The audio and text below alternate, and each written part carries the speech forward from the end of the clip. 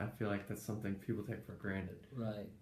Yeah, and it can be. And I think it's interesting. One of the things, like in confirmation season, preaching confirmation, is one of the things I'll preach about a lot, like the gift of the Spirit, is gratitude. Yes, sir. And I do think that's how the devil, the evil one, works, makes us not have a spirit of gratitude for what God gives us. And so I do think that flows. It's like realizing all the sacrifices people make, all the love people show, and to have a sense of gratitude for that is probably a foundation. Because even in the preaching of Jesus, you see it all throughout the Scripture. It talks about basically, I thank you, Father, for having revealed to me all these hidden things.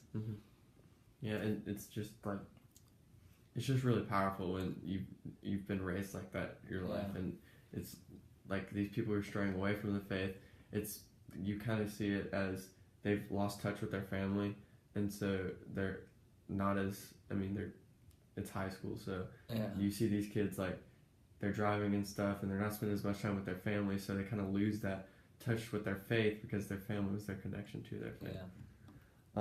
So next question, did you, well, you did, what do you most remember about your faith as a child, and what do you remember about the faith of your parents?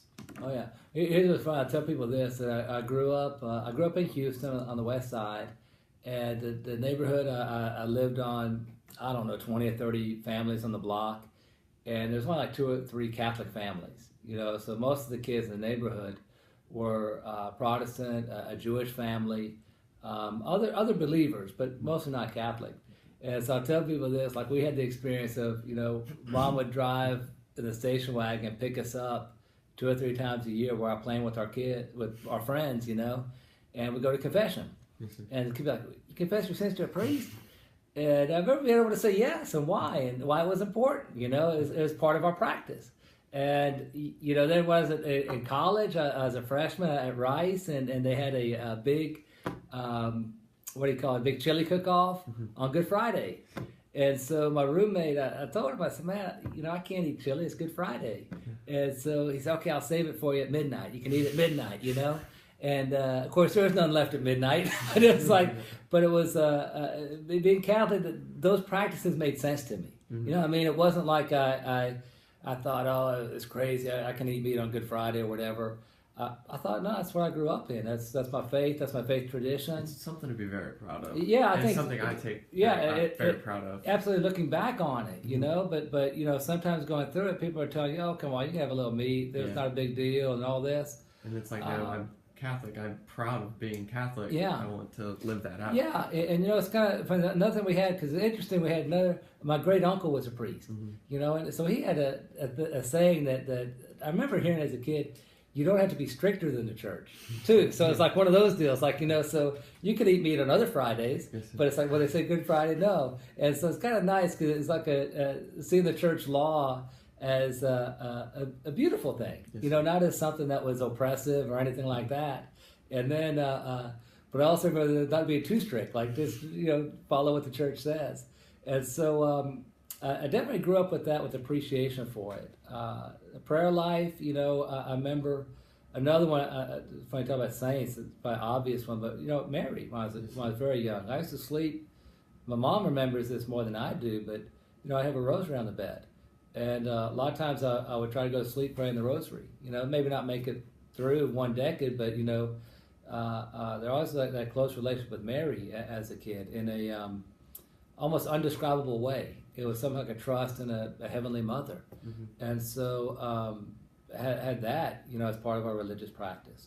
And so I say growing up with Catholicism, it meant it gave kind of a world view of how to look at things built around the church. The church was where we had sports leagues, we had our religious education, we had other activities, a lot of families, like our friends, were mostly in the church, so even closer than the kids in the neighborhood where the kids went to church together. And so the Catholic identity was pretty strong in that environment. And so, and I do think, we got a good spirituality because we had good teachers about this personal relationship with Jesus. Even in high school, I remember, teachers teaching us about prayer and that personal relationship with Jesus.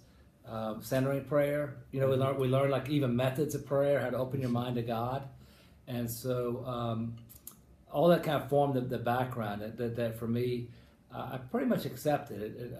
I'll say that it always made sense to me, and I think what probably would help too with the education was it made sense on an intellectual level. Mm-hmm. So if people ever challenge like, oh, the Catholic Church isn't scriptural, I was kind of able to give the scriptural answers for stuff. You know, I was able to say, well, the Eucharist, St. Paul says it. You know, it's scriptural that it really is the body and blood of Christ. It's not made up later on. Yeah. And so I could always kind of give answers to that stuff. Okay. So what impact has your life as a priest and bishop had upon you? Yeah, I would say that they're both very closely related, because the image is funny. When I started about the image of God being the shepherd, and I think that the priest, in a special way within the community, the image for a priest is a shepherd, and a priest is defined through this relationship with the people, and so I think that's one of the things I say for sure as a priest, in love with the people and their commitment, and then seeing the beautiful things that people do for God every day makes me more optimistic. That, you know, you just see people committing themselves each day to serve the Lord, and the good, you know, radiating out. So I felt as a priest in the parishes, I got to teach at the seminary for 12 years, and to see young men who are committed to priesthood, their stories are tremendous. And now, as a bishop, to work with some of these young priests, so like both Father Michael and Father Francis here, I taught them. And to see them now, see them now as pastors of parishes and serving people, and that love they have for the people. And so I think, you know, as for me personally, it really has empowered the sense of hope, you know, that God's love for the world is so strong, and that people have a desire to give their lives back to God. And so that part I felt very good as priest and as bishop. And I think that's the one thing. I think as a bishop, you never lose being a priest. I think that's what someone. It's funny. Well, I'll visit the grade schools, you know, and so the young children will ask questions, and you know, one of them is, how long did it take to become a bishop? Like, you prepared to be a bishop, and so it's kind of funny. I get that all the time, so I've had a lot of time to reflect on it. I say it's interesting because from a young age, you know, I mentioned Father Drew, I mentioned my family. From a young age, I felt called to the priesthood. Yes. I really, you know, even my freshman year in college, I felt called to the priesthood. And so 8 years of study, 8 years of formation, the spiritual discipline, the relationships, living in a dormitory with people, kind of tempering my personality, kind of working with people to develop a personality, all those things. So 8 years to be a priest, and then I tell the school children, I say, you know, then one day I get a phone call, you're going to be a bishop, do you accept? So I said 30 seconds to be a bishop. It's like there's no, so the bishop is a responsibility you accept, but the priesthood is probably where the heart of a bishop would be, and to see the priest as that shepherd who gives his life for the sheep, and who realizes that whatever you give, God will give you back 100-fold. You know what I mean? So any sacrifice I've ever felt I've made, God has been so good, and is overflowing in generosity and kindness towards me. And so I think that part, the heart of the priest will always be with the heart of the bishop. And I think the bishop sees, as I've experienced now for nine months as the bishop, is to see, like, visiting around diocese, visiting the parishes, and working with the priests for the care of the faithful. That's awesome. Do you, like, it's like you prepare your whole life to be a priest, and then it's like a bishop you're just called to do. What were your feelings when you got that phone call? Yeah, you know, I did feel joy, and that's what I thought was interesting, because maybe my joy is that I said yes without reservation, because I always would want to consider myself obedient. That as a priest, I always would think, first with Bishop Fiorenza and then with Cardinal DiNardo, that I could always be counted on to be faithful and obedient. Whatever they needed, that I would say yes. And then, you know, then afterwards I might say, what did I say yes to? Afterwards I might say, oh my God. But at least I always wanted to have a heart that would be willing to say yes. And so I was maybe joyful that I said yes so quickly. I didn't even think about it. It's like just kind of came as a surprise, and I said yes. And so very honored, I think, and humbled. But also as I learned, I said all these things are like life lessons. That sometimes you take time to prepare, and you prepare for something. So say for a college degree, a career, a wedding, things like that. But then there are other times in life where it's just saying yes to the moment, where you have something happen and you can say yes or no. And you can build your heart to say no, no, no, and close off, or you build your heart, yes, yes, yes. Like I'm open to God's will, I trust God, and I see God in all the events of life. And it's interesting, some of those like snap decision yeses are the most enduring. Yeah. And they kind of come from how your heart's been formed. And so I think in family life you see that a lot. It's like you don't anticipate what the future will be. So even a couple being married, I say a couple gets married, they have no idea what the future will be. I talked about my parents earlier. 1953 to you just imagine what the world is like. They had no idea, and they were from Brooklyn, New York. To imagine they would be in Texas, and all their kids in Texas, and they had no idea what the future would be. Yeah. And so the yes to God sometimes comes in these surprises, along the way. And then, could you please share with us your vocation story? Sure. I think your questions have been pretty good because you kind of have a sense of it now, because I think part is growing up. We've got a lot of it so far. I was going to say, I think a big part was growing up in a Catholic family where the faith is very important. So for all of us, considering what God wanted was very important. I say from my parents' perspective, they're all very clear. They're proud of all 5 children because all of us, in a sense, each of us responded to God, have chosen a career, family, have made decisions based on faith. And so I think we grew up in that environment where the spiritual life was very important.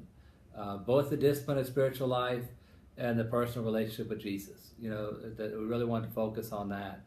And so from a young age, I felt attracted to priesthood. I admired the priest.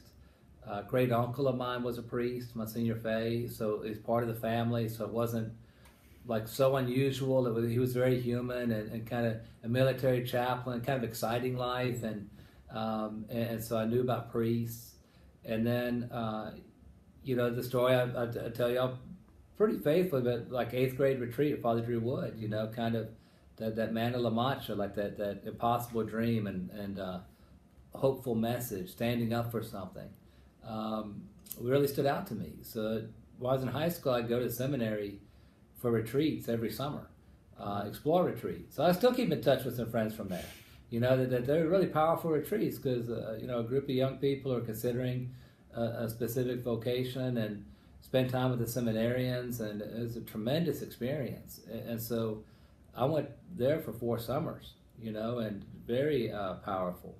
And so I think that kind of solidified that feeling of a call to priesthood. I remember when I was young, I almost wanted to go right out of high school. My parents really wanted me to go to college first, so I can understand that. That makes sense, because I look back, I'm like, man, I was young. But I was, I wanted to go right away. And so I did go to Rice for the freshman year, and that kind of solidified it, the Catholic faith was so strong. I started teaching catechism for a confirmation class. Go to the Catholic Center. The girl I was dating was very Catholic, as well. But I think she understood, and I understood that I still felt called to the priesthood. And so by the end of that freshman year, I made the call and entered the seminary. And so that's kind of the background of the vocation story, like going up to entering the seminary.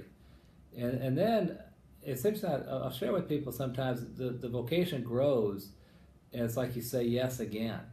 And almost like back to the earlier question, like with where you discover God, kind of different crises of life, where there's different things happen, that difficult times kind of internally and things like that. and kind of rediscovering the vocation. You know, times when, you know,